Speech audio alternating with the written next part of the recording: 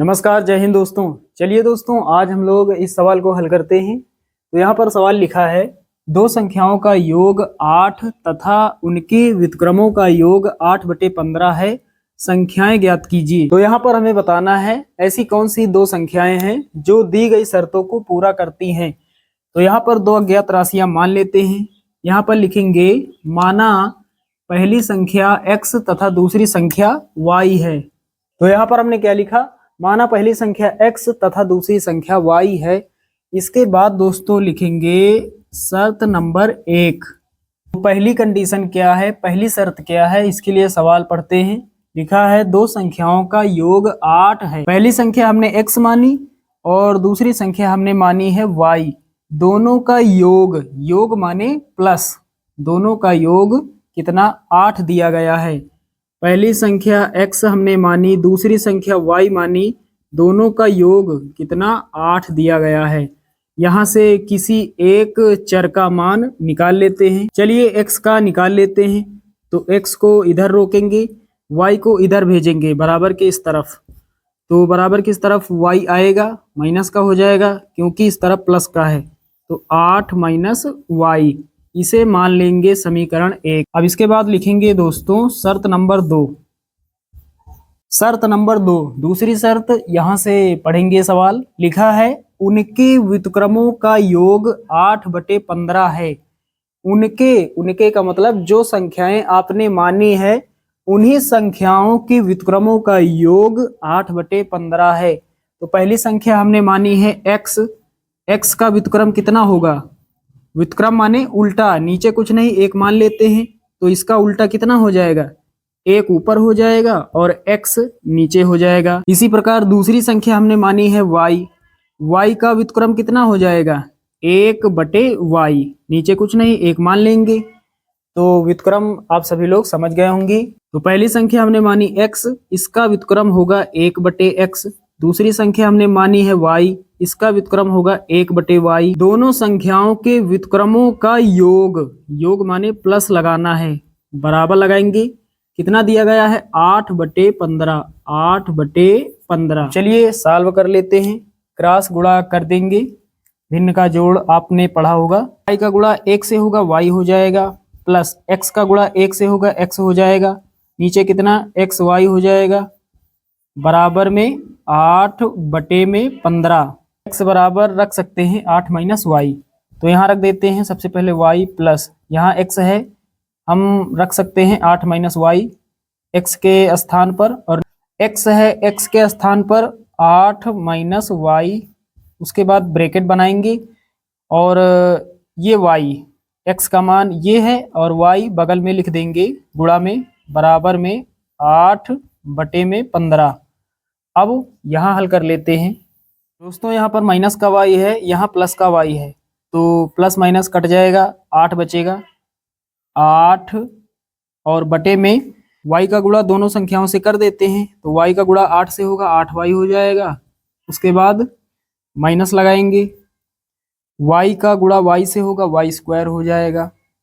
उसके बाद बराबर का साइन, बराबर में है 8/15, 8/15।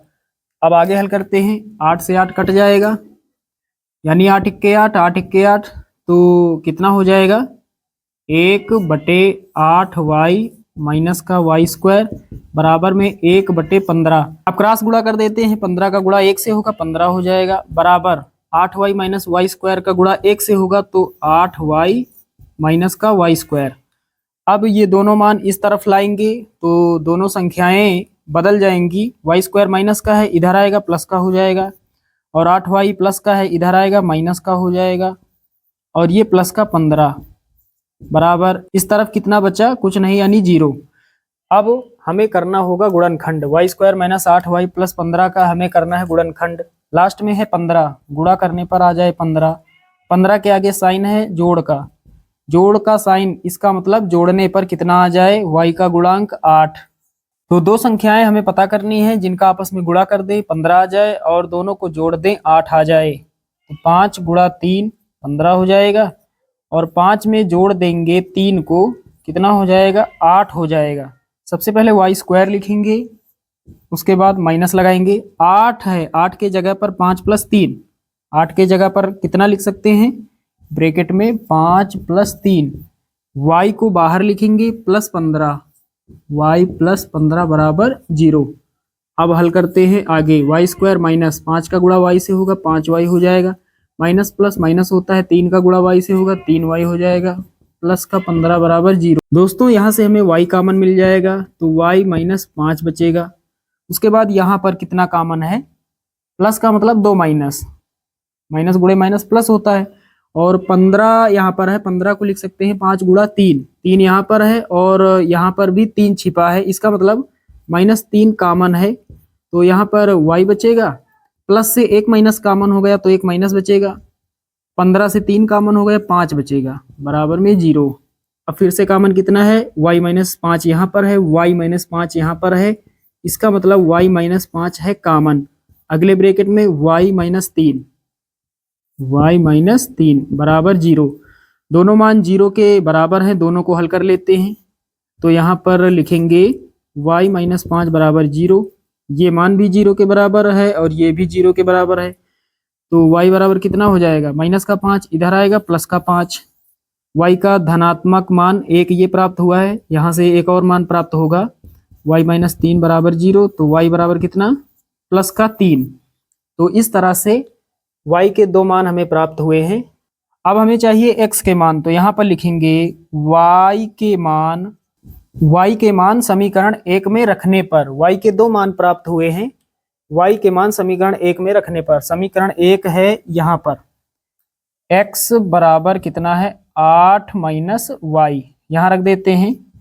तो पहले 5 रखेंगे तो कितना हो जाएगा, 8 में घटाएंगे 5, 8 माइनस 5, यहाँ साइड में लिखेंगे y बराबर, जब हमने 5 रखा यहाँ लिख देंगे y बराबर 5, तो x बराबर कितना हो जाएगा, 8 में घटाएंगे 5 3, और उसके बाद लिखेंगे तथा x बराबर, जब फिर से यहाँ पर y का मान रखेंगे ये वाला, तो कितना हो जाएगा 8 माइनस y के स्थान पर 3, साइड में लिखेंगे y बराबर 3, तो यहाँ पर कितना हो जाएगा, x बराबर 8 में घटाएंगे 3 5 बचेगा, तो x का एक और धनात्मक मान हमें प्राप्त हो गया है। तो x के 2 मान प्राप्त हुए हैं और y के 2 मान प्राप्त हुए हैं, इसका मतलब दोनों संख्याएं या तो 5 और 3 होंगी या फिर 3 और 5 होंगी।